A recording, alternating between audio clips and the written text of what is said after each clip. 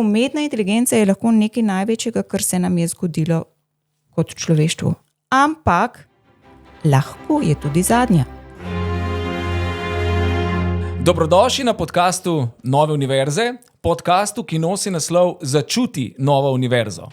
Moje ime je Matej Avbelj, jaz sem profesor za evropsko pravo na Fakulteti za državne in evropske študije in na Evropski pravni fakulteti, ki sta obe ustanovni članici Nove univerze.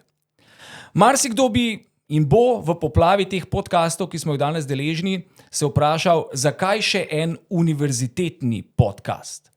Ampak naš odgovor je jasen. Na Novi univerzi smo se odločili organizirati podcast, zato ker nam je mar.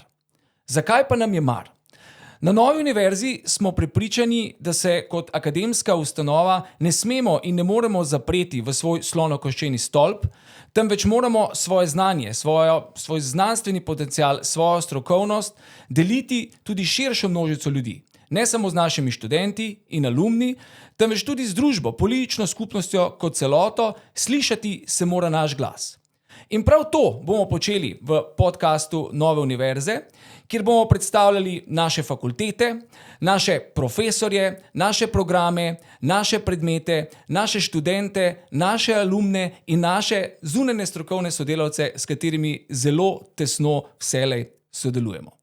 In danes je že ena taka priložnost, kjer sem v svoje goste na ta prvi podcast Nove univerze povabil dve odlični, fantastični dekleti, dve odlični raziskovalki, obe sta pravnici, kaj več boste v nadaljevanju povedali tudi sami. Govorili pa bomo o izzivih umetne inteligence v algoritemski družbi. Rekli boste, kaj pa je zdaj to algoritemska družba?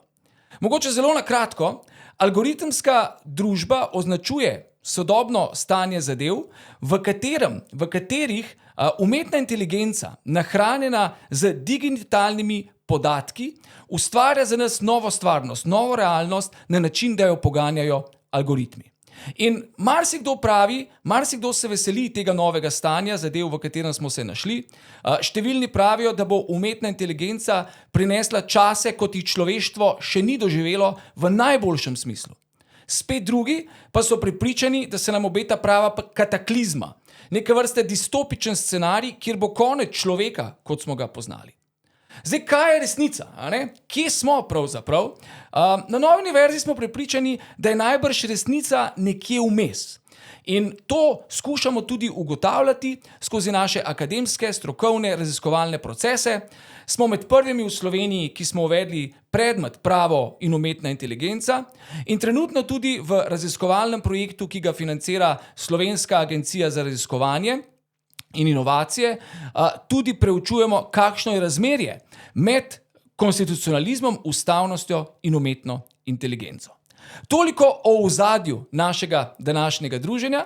Zdaj pa se bom kar posvetil mojima gostjama. Kot sem že dejal, tu sta dve izjemni ženski, obe pravnici, raziskovalki, predavateljici, obe umeščeni ne samo v slovenski, ampak zares globalni prostor z izjemnim poznavanjem delovanja tako zasebnega kot javnega sektorja. Najprej je tu Helena Uršič Vrabec in poleg nje Polona Pičman Štefančič. Lep pozdrav, hvala, ker ste se obe odzvali na moje vabilo. Pa naj vaju na začetku malce izzovam, nisem vaju na dolgo in široko predstavljal, kako bi se našim gledalcem, gledalkam, poslušalcem in poslušalkam dve predstavili v 3 stavkih in zraven še povedali, obe sta zdaj tu zunanji strokovnjakini, z Novo univerzo še niste posebej intenzivno sodelovali, seveda si želimo, da bi.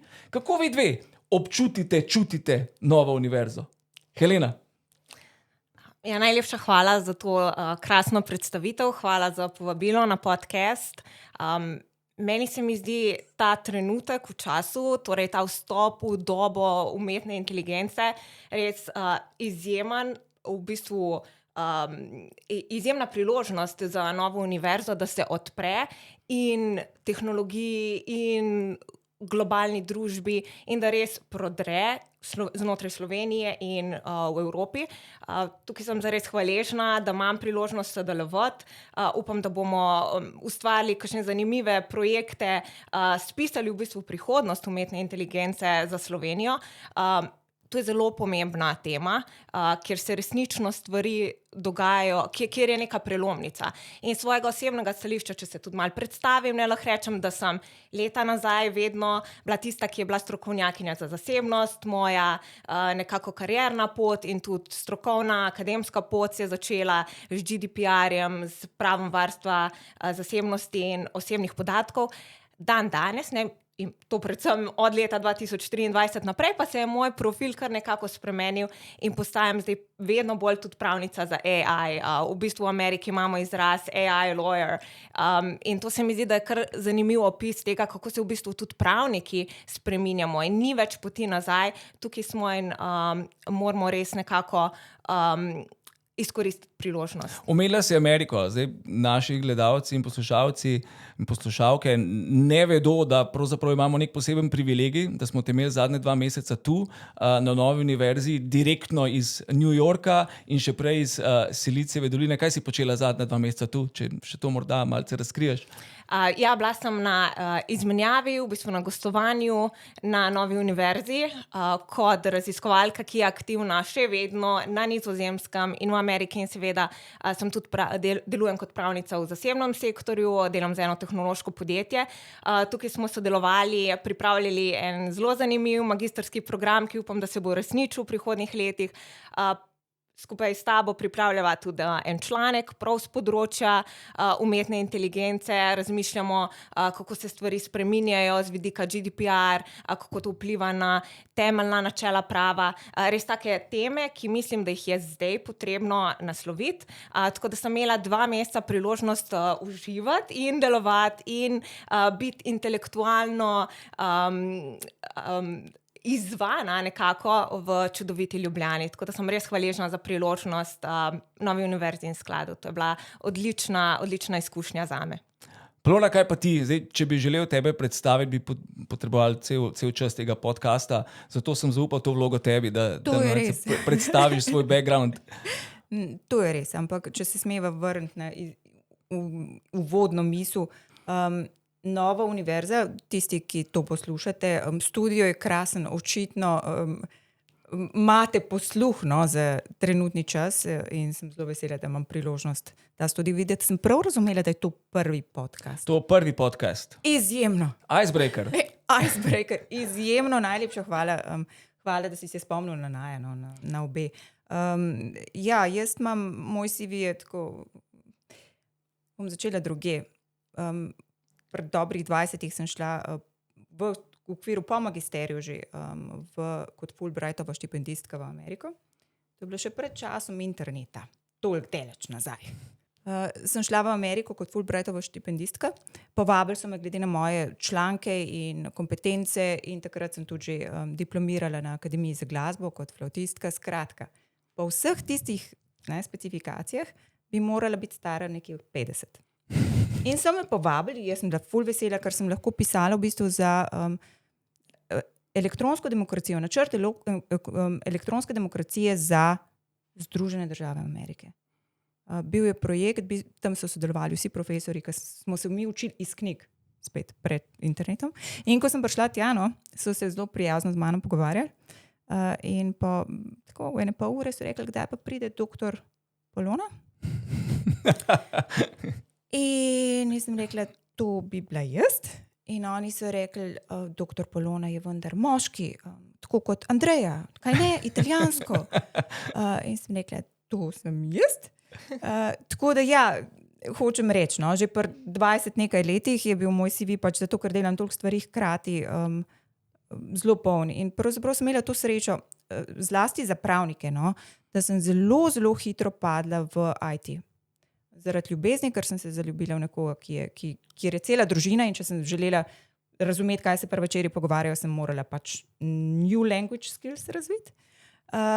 In moram reči, da še zdaj, ko govorim s kolegi, ki študirajo, ki začenjajo to pot, to, da greš v pravo, kjer smo žlahtno konzervativni, v IT, da prisiliš svoje kognitivne kapacitete, da so hitrejše, da so za korak pred tem, da ne čakamo, da so odnosi ustaljeni, je pravzaprav najboljša karierna odločitev, ki sem imela. Tako da jaz sem potem doktorirala iz elektronske demokracije, imela sem potem 20 let, potem sem naredila še pravniški državni izpit in tako.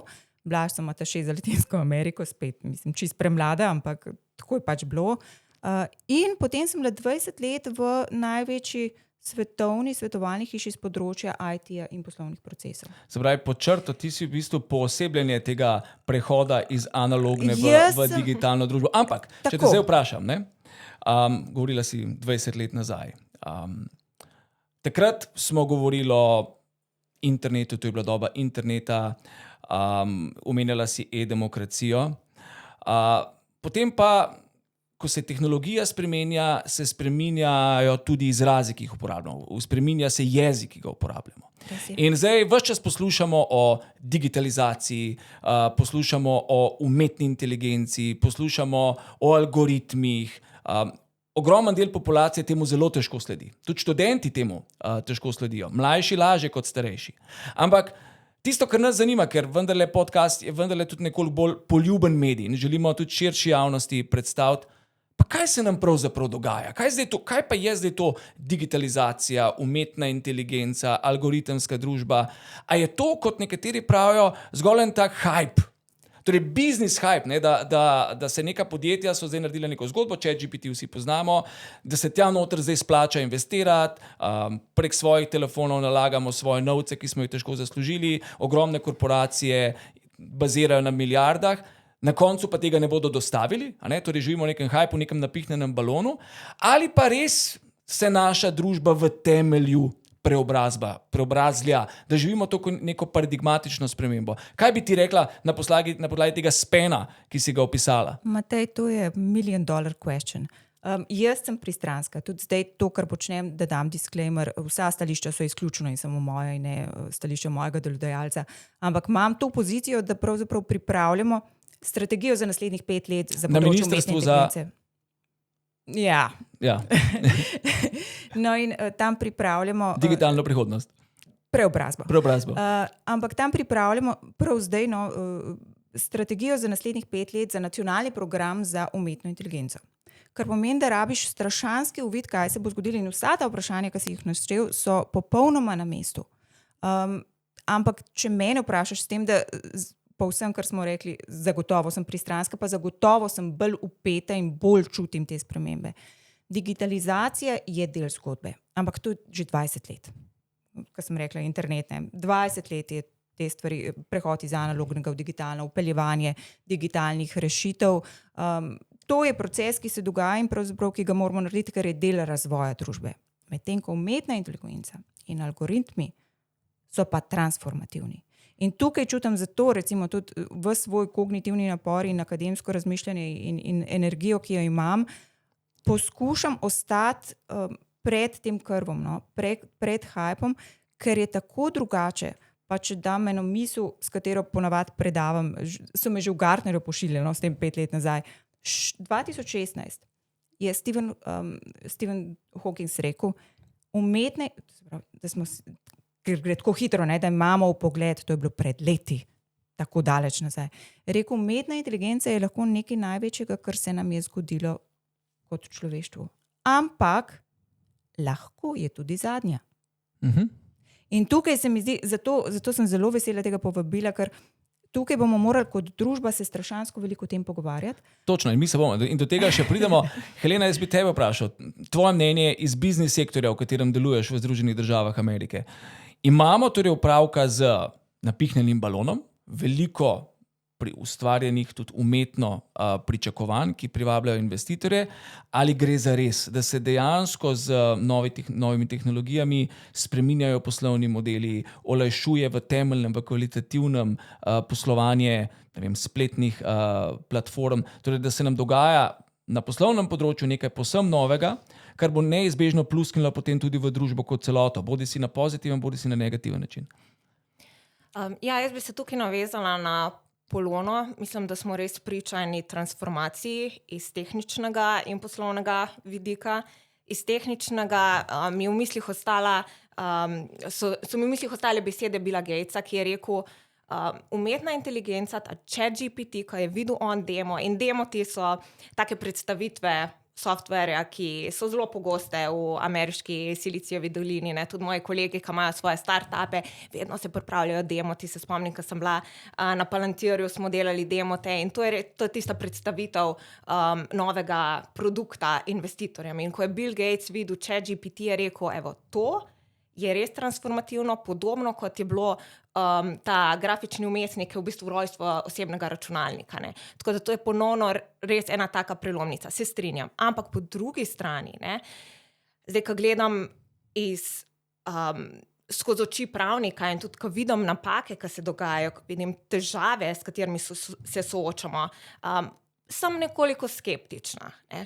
Spomnim se par let nazaj, ko sem pristala v Palo Altu na Palantirju, prvi večji projekt, ki sem ga delala, so me poslali v Nemčijo. Mene, pravnico, brez absolutno kakršnih koli tehničnih izkušenj, sem šla na, oni rečejo deployment, torej na nek projekt stranki v Nemčijo in tam sem delala z inženirji. In ideja mojega šefa je bila, preden postaneš res ta prava tech pravnica, moraš dobiti izkušnjo kot inženir. Moraš se naučiti njihovih teh jezikovnih veščin. Ja, smo spet nazaj pri tem, da trabiš jezik. Ne? Takrat smo pisali, recimo, Palantir je eno podjetje zelo znano, ki se ukvarja z v bistvu analizo tega velikega podatkovja in zdaj vedno bolj tudi umetna inteligenca in tako naprej. In takrat so meni dali prva naloga, napiš en algoritem, v bistvu transformacijo, ki anonimizira podatkovno bazo. In pravni študij te vnaprej na to pripravo, ne? Izjemno, dobro. Verjetno sem bila najslabši inženir, kar jih je svet videl, ampak za mojo pravniški razvoj je bilo pa to super, ne? Zaradi tega, ker sem v bistvu videla, kako se te stvari piše. To je Python, to so ti programski jeziki, ki so znakci. In isto so znakci tudi, mislim, umetna inteligenca bazira na nekih preprostih znakcih, mislim, ki potem postanejo zelo kompleksni, ne? Ampak zdaj, če malo metaforično rečem. In tukaj se pol zgodijo tudi napake. Tako da, absolutno transformativno, hkrati pa ne pustimo se zavest, ker ni vse mogočno. Ne? In tukaj mislim, da je tista niša, kjer smo pravniki zelo pomembni, da ohranimo trezno glavo vsemu temu navalu in biznis navdušenju. Jaz vidim, kaj se dogaja v Ameriki, mislim, funding, denar se enostavno meče v te startupe, definitivno ogromno nekih priložnosti, ampak je pa tudi dosti nekega, mogoče ne tako razumnega, ne tako razumnih pričakovanj. Tako da ponovno pravniki moramo ohraniti trezno glavo. Omenila si razum, kaj pa duša? In to me napeljuje na Polono, ki ves čas počrtuje tudi v svojih javnih nastopih en pojem, ki še do nedavna ni obstajal, ne, v jeziku. Ne, in to je etika umetne inteligence. Kaj je na prvem mestu, ko gre za umetno inteligenco? Jo moramo pravno regulirati ali je bolj pomembna etika? In kaj sploh to je, etika umetne inteligence? Ja, se navežem tako, da naredimo en tak lok, ne, miselni lok. Zakaj je transformativna? Zato, ker nam je tako strašansko lagodno. Lagodno? Lagodno. Google Mapsi, večina nas ima to naloženo. To seveda pomeni, da je vsi naši podatki, kam smo šli, koliko časa smo bili tam, kaj smo delali, so zbrani in nas je motilo. Ampak zdaj je iz naslova lagodnosti to tako enostavno, da jaz vsak dan preden grem v službo, pogledam, koliko časa moram računati, da bom karkoli še zraven naredila. In to je zakaj je tu in se ji ne moramo izogniti in jo bomo še dalje bolj uporabljali. Ampak ta transformativni moment je iz tega, da imaš vse, kar smo prej delali, vso zgodovino, smo imeli idejo, metodo, cilj in potem smo znali tudi razložiti. Zdaj imamo idejo, dobimo v tem krogu, ne, hermeneutičnem krogu, rešitev, ki je sploh nismo pričakovali in ko gremo nazaj gledati, tega absolutno ne znamo razložiti. Niti tehnologi, da se razume, Nihče. Matematika je tako zahtevna, da mi pravijo kolegi, da mogoče jih je za prste ene roke matematikov, ki bi na svetu to zmogli razrešiti. In to pol pride do tega sindroma, o katerem zelo veliko slišimo, ni transparentnosti, ni razložljivosti, sindrom črne škatle in podobne stvari, kar je res. In tukaj je problem. In to je nekaj, kar želim pravzaprav vršiti v širšo javnost, ker se moramo s tem vsi ukvarjati. Če tega nimamo, potem z orodji, pa tukaj mislim najširše, mislim toolse, mehanizme, zakone kot orodje, ne? To, kako smo naslavljali problematiko reševanja stvari, recimo pravniki, pač zakoni, ne drži več. Pri tako fluidnih odnosih, ki jih ne znamo nazaj grede razrešiti, jih bomo pa iz naslova lagodnosti, če ne drugega, uporabljali, je tako, kot da bi poskušali zajeti želez s cedilom. Kaj pa ta lagodnost potem pomeni za ta etični značaj človeka? Iz tega naslova gre, ne? In jaz vidim, tukaj se moramo zmeniti, kako bomo, če ne moramo zakoni, če ne moramo ujeti fluidnosti zakoni, kako bomo mi našli način, da bomo vse ne imeli, tako kot je rekel Stephen Hawking, zadnji dogodek, ne najslabši, zadnji, moramo najti kot družba, kot človeštvo in konsens, kako se tega lotiti. In imam cel kup primerov, v katerih sem rekla, da če se bo dal, se jim izognem, ker imamo primere, ko so te algoritmi, pa smo imeli Kompas v Ameriki, pa smo imeli nizozemski škandal z uveljavljanjem dodatkov, kjer je prišlo do samomorov in odstopila je cela vlada. Smo imeli vizni sistem v Veliki Britaniji, kjer je bil imenovan kot speedy onboarding for white people. Nihče ni tega, nihče. Z gotovostjo trdim, da noben od politikov, noben od tehnologov, noben od snovalcev idej ni imel ideje, da bo tako prišlo. Ampak je prišlo. In to ti ugotoviš, tukaj je problem, to je ta hermeneutični krog, ki ni sklenjen. Tega ti vnaprej ne moš predvideti. In poleg tega tudi, ko dobiš rezultat, ne veš, da je takšen. Mora preteči kar nekaj časa, da ti ugotoviš, kako zelo problematična je zadeva. In zato ta orodja, te mehanizmi in zakoni, ki jih imamo, ne funkcionirajo, ker moramo predvideti vnaprej.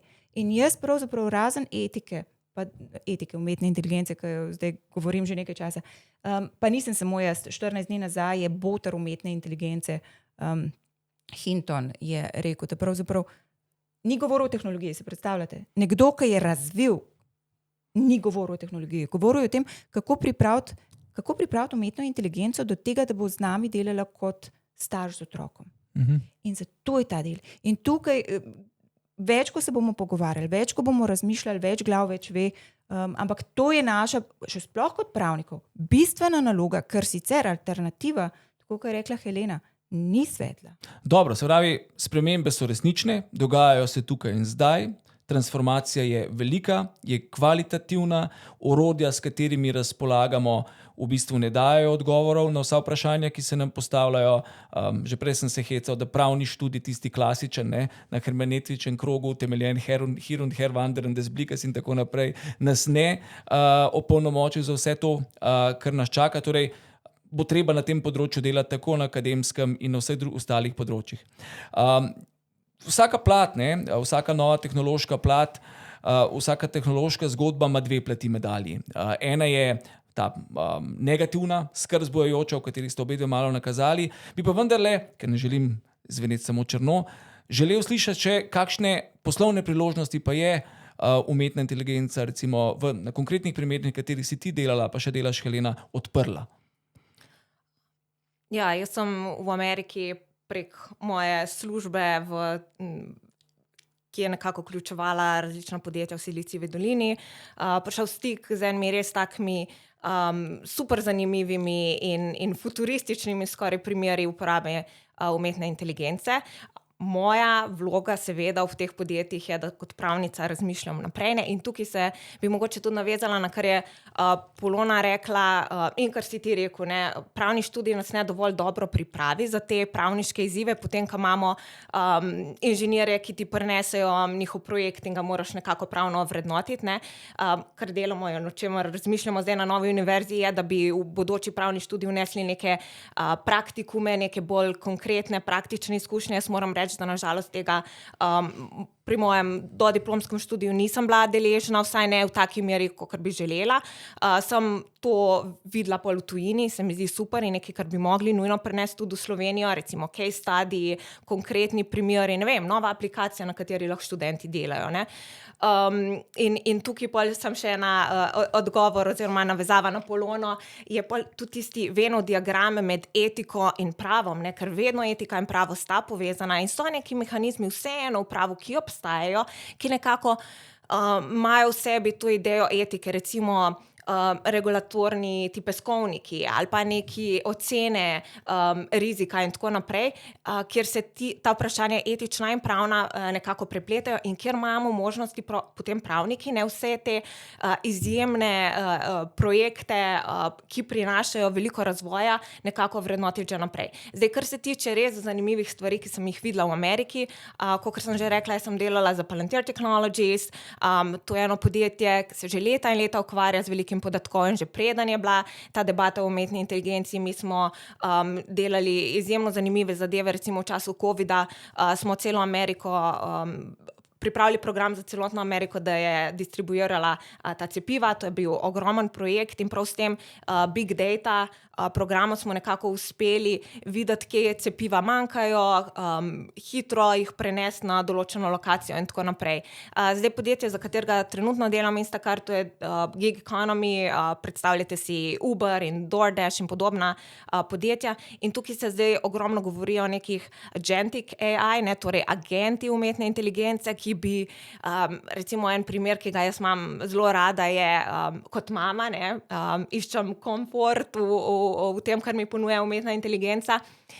In recimo podjetja zdaj razmišljajo, kaj če imaš nek pameten hladilnik, ne, ki ti točno pove, ko ti zmanjka mleko in brez, da bi ti karkoli naredil, naročil v trgovini to mleko in ti ga dostavi na dom in ti sam zjutraj odpreš in evo, hladilnik je ponovno poln, točno s temi stvarmi, ki jih rabiš, ne. Odlično za starše. Ali pa tudi bolj zanimive stvari, Fidži Simo, to je naša nekdanja CEO, ki je zdaj postala drugi človek OpenAI-ja, tik za Samom Altmanom, ne.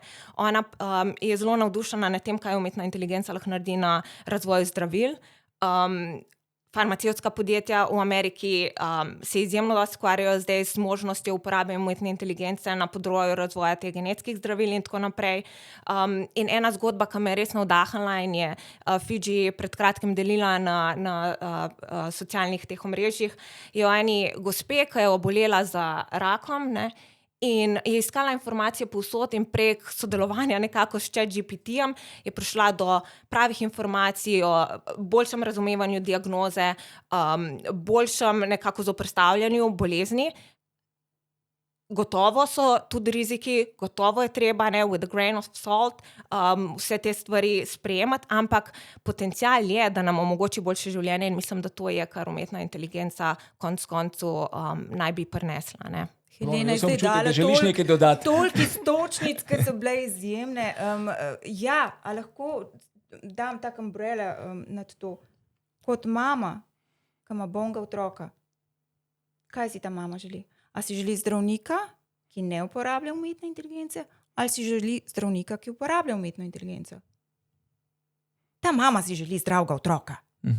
In če ima več možnosti zdravnikom, ki uporablja umetno inteligenco, bo izbrala tega, ker to ni cilj. Zato pravim, to ni cilj, je pa nekaj, kar nam prvič v zgodovini, omogoča, da rešujemo življenje tam, ki jih drugače ne bi mogli. In ja, omenila si regulatorne peskovnike. AI Act nam prinaša, zdaj je bil 2. avgust, je prinašal tudi to, imamo nadzorne organe, Slovenija je sprejela, oziroma vlada je že sprejela predlog zakona, o izvajanju AI Acta in vse to se postavlja, ne? In je del odgovora. In če smem navezati še na ta del, ki se mi zdi za pravno srednjo fajn, ne. Pravniki smo zelo odprtih rok, spet poudarjam našo žlahtno konzervativno naravo, sprejeli generativno umetno inteligenco. To seveda ni edina. Farmacevtska industrija ima že leta sintetiziranje podatkov, kar na tak način lahko ogromno preiskav naredi v krajšem, bolj ekonomičnem času. Prediktivna je ravno tako del zgodbe, ampak generativna je pa tako pisana na kožo, tako pisana na kožo prav pravnikom, ker smo strašansko pišoči. In tak navdih za vaše pravne študente, ne? Eden od najboljših oziroma najboljšo prihodnost napovedujočih startupov je Harvey AI. Ko boste imeli čas, si ga pejte pogooglati. PwC sto štartala in so štartali 2023. Letos je bil vreden $3 milijarde.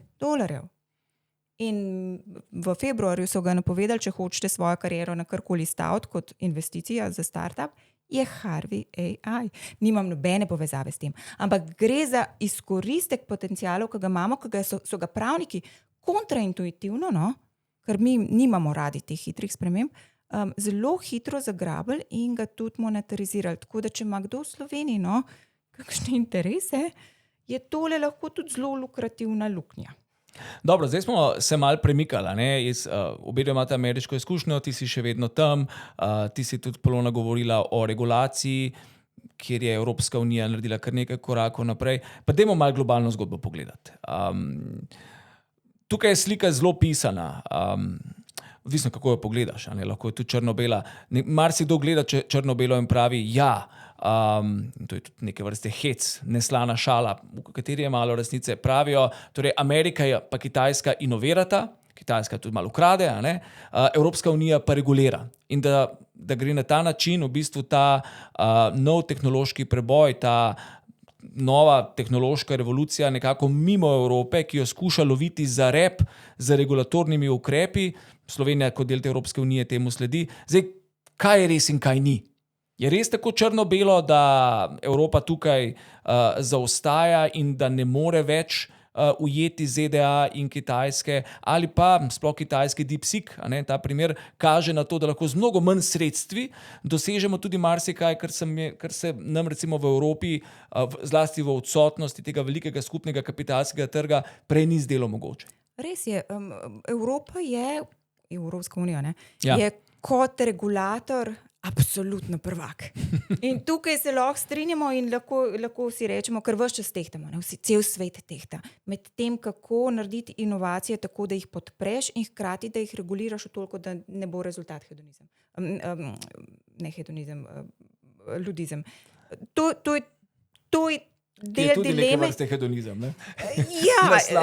Ja, ampak je težko. Ampak je zgolj konzervativizem. In tukaj po srečnem naključju sem vpeta zelo močno v to policy zgodbo in tukaj moramo nekaj razumeti. AI, kje bo, je stvar geopolitične realnosti, kjer so zelo, zelo močni tekmeci s še močnejšim ekonomskim interesom.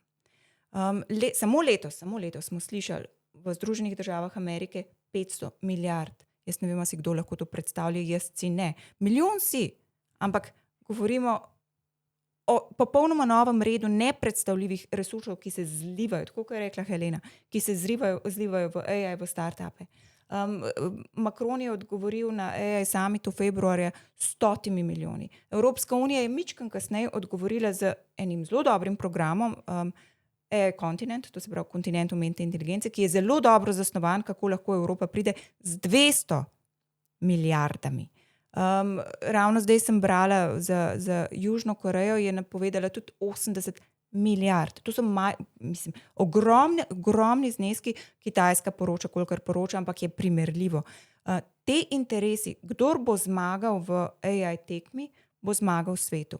In če boste slučajno imeli čas prebrati action plan od Združenih držav Amerike, napisan je na 28 straneh, mislim, toliko. 100 bullet pointov. Beautiful, ja. To Excellent je, plan. ampak imejte big, really big. To, kar je... Wonderful. To, kar je pomembno je, predstavljati si, na 28 straneh, to ni plan, kako bodo uvedli in razvijali. To je plan, kako bodo zmagali.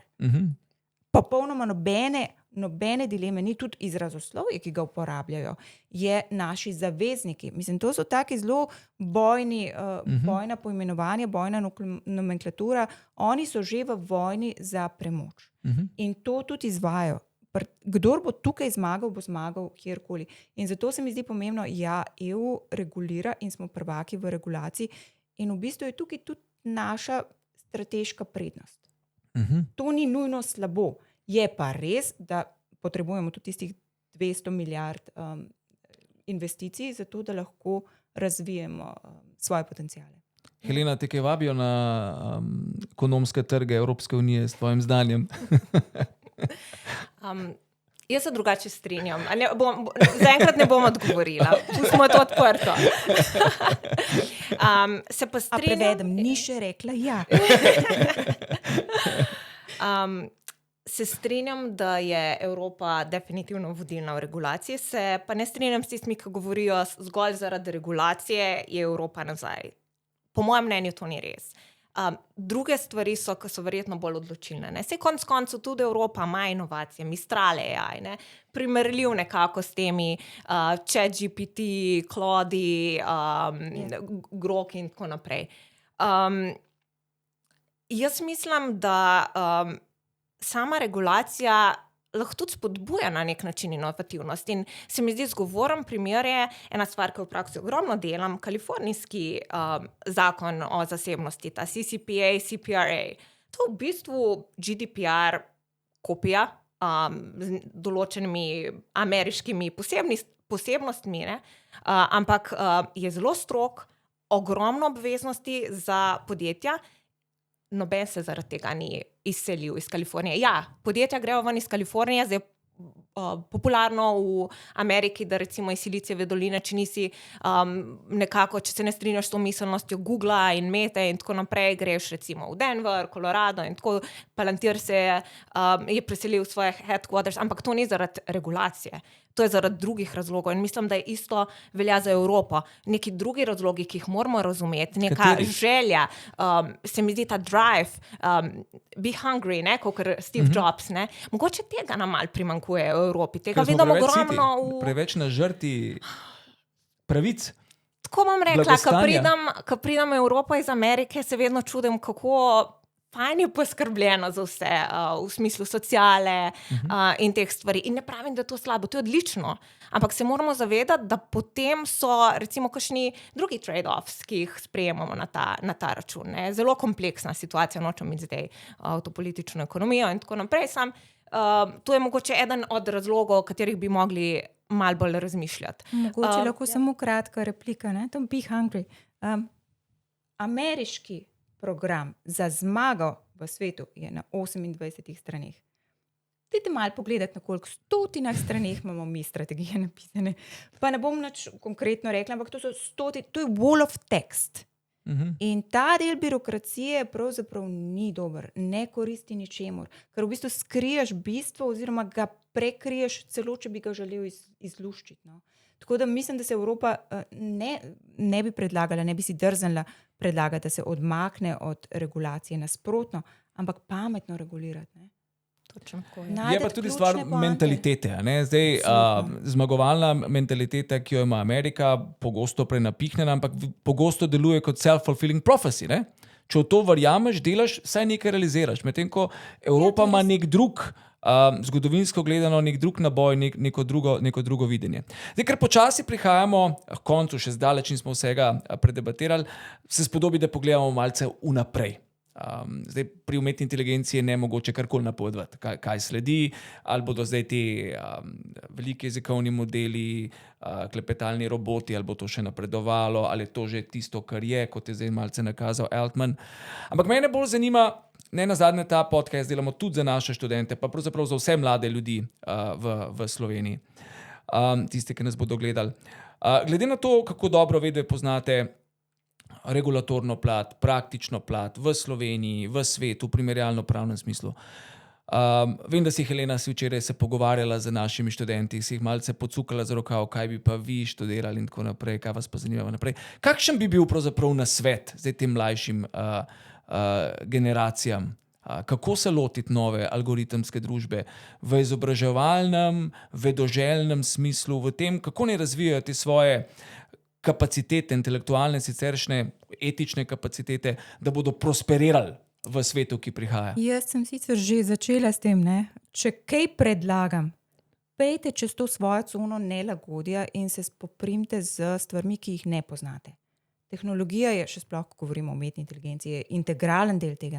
Pejte čez to in se začnite ukvarjati, naučite se, tako kot je Helena rekla, ne, pisati algoritme. Vam ni treba, zato ker to zna namesto vas umetna inteligenca, ampak dejte razmišljati. Recimo ravno, ko sem se peljala sem poslušala en podcast, da ne bom delala reklame, zdaj danes delam reklamo samo za naš podcast, ampak je Miša Laskin, ki je bil prej pri DeepMindu, strokovnjak za reinforcement learning, je odšel stran in naredil en krasen, zelo uspešen, spet govorimo o milijardah vrednem biznisu, samo iz tega, ker je ugotovil, da to, kar delamo, generiramo, ne, ampak da človeštvo temelji na učenju, na akumuliranju znanja.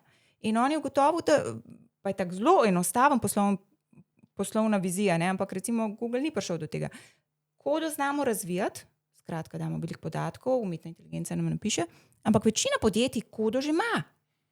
In ker je bilo to napisano 20 let nazaj, se je gradil, ljudje so se zamenjali, nihče ne ve, kaj imajo.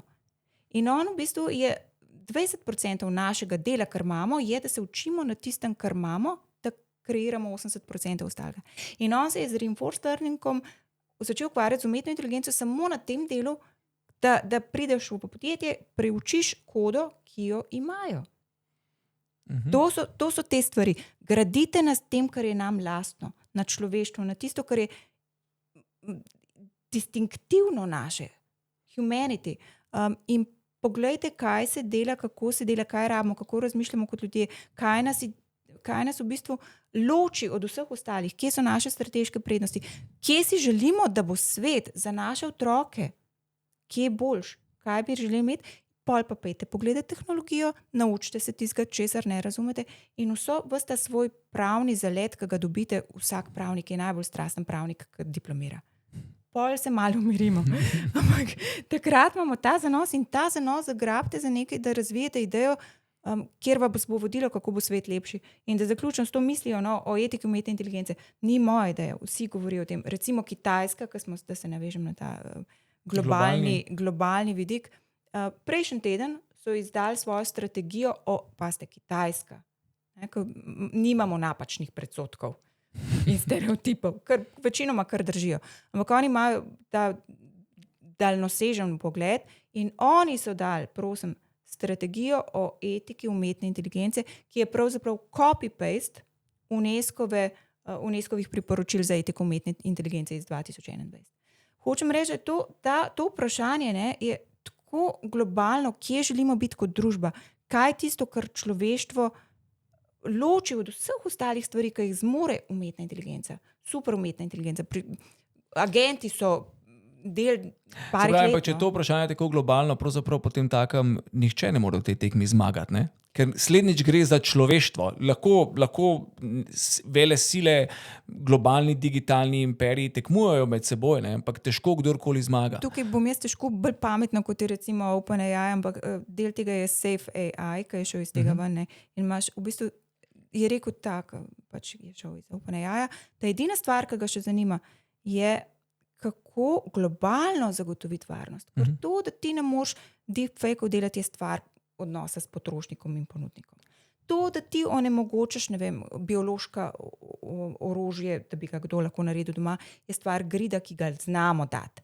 Ampak to, kako onemogočati, da bi ena država, ki bo imela monopol nad AI-jem, ne imela monopola nad svetom globalno, je pa tako kot pri atomski energiji, mutually assured destruction.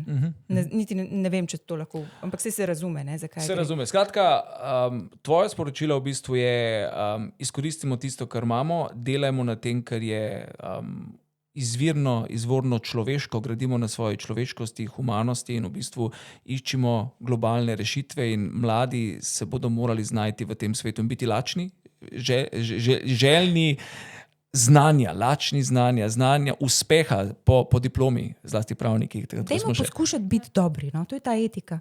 Če veš, da je nekaj prav, ker imamo, mislim, od Aristotela naprej, imamo en občutek, večinoma nas ve, kaj je prav. pol naredimo drugače, ker nam je boljše, ali pa je bolj lagodno, pa ker vsi tako počnejo. Se Ampak dajmo se strinjaš, sprašati, kaj je prav, no? Ja, se absolutno strinjam. Jaz mislim, da izobraževanje ne samo pravnikov, ampak vseh z tega področja zdaj ključno. Moram tudi reči, da jaz sem ogromno delala in še vedno ogromno delam z inženirji, software inženirji, in sem vedno presenečena nad njihovim občutkom za etiko, kako se res ti ljudje posvetijo in kako jih skrbijo ta vprašanja etike in tudi samega prava. Ne? Oni se res sekirajo, a je neki pravno pravilno in tako naprej. Pogovor včeraj s študenti, ki sem ga imela, je bil zelo zanimiv in se mi zdi, da mi je malo odprl oči. Pravniki, novo nastajajoči pravniki, mlado pravniki, ja. Se ne morejo več izogniti umetni inteligenciji. Včeraj sem se z enim študentom pogovarjala, ki piše magistrsko, oziroma mislim, da je en članek z področja gospodarskega prava. Umetna inteligenca je eden od vidikov. Potem sem šla na kavico s kolegico, ki se ukvarja z mednarodnim pravom. Ona ima tudi tale AI Act upet nekako njene projekte. Potem sem se pogovarjala z odvetnico, ki dela delovno pravo.